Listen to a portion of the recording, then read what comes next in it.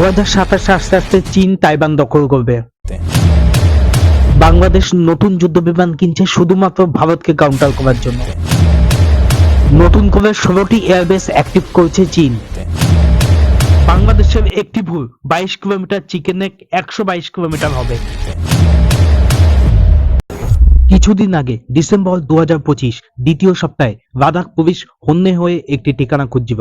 লো বাজেটের একটি guest house থেকে হু কংটাই নামে একজন চীনা নাগরিককে লাদাখ পুলিশ অ্যারেস্ট করে। চীনা নাগরিককে জিজ্ঞাসাবাদ করে ও তার মোবাইল হেফাজতে নিয়ে যে তথ্য সামনে আসে গোটা পুলিশ ডিপার্টমেন্ট চমকে যায়। কয়েক মাস আগে 19 নভেম্বর ওই নাগরিক দিল্লি পৌঁছায়। তার যে জার্নি লিস্ট ছিল তাতে আগ্রা, বেনারস, কাশী সহ গুরুত্বপূর্ণ স্থানগুলি এমনকি ফরেন রিজনাল রেজিস্ট্রার অফিসও বাইপাস করে রেয়ে পৌঁছায়। সেখানে থাকতে শুরু করে। গোয়েন্দা তথ্য অনুযায়ী ওই চীনা নাগরিক লাদাখ, জম্মু, কাশ্মীর মূলত উত্তর সীমান্ত জুড়ে কোথায় কোথায় আর্মি সিকিউরিটি বেস রয়েছে, CRPF deployment, army base camp কোথায় রয়েছে, তাদের কাজের পদ্ধতি কি ছিল, সমস্ত তথ্য সংগ্রহ করেছিল। এর সঙ্গে যারা এসেছিল তাদের আসল মতলব কি ছিল, ভারতীয় গোয়েন্দা সবকিছু খতিয়ে দেখছে। আরেকটি দিকে চীন ভারতের উত্তর সীমান্ত জুড়ে 16টি নন অ্যাক্টিভ এয়ারবেস জোর কদমে অ্যাক্টিভ করার চেষ্টা করছে। সেই বেসগুলিতে ড্রোন ইউনিটগুলি রাখছে। এয়ারবেসগুলিতে 5 কিলোমিটার রানওয়ে তৈরি করেছে দ্রুত যুদ্ধবিমান যাতে টেক অফ অ্যান্ড ল্যান্ডিং করা যায়। এছাড়াও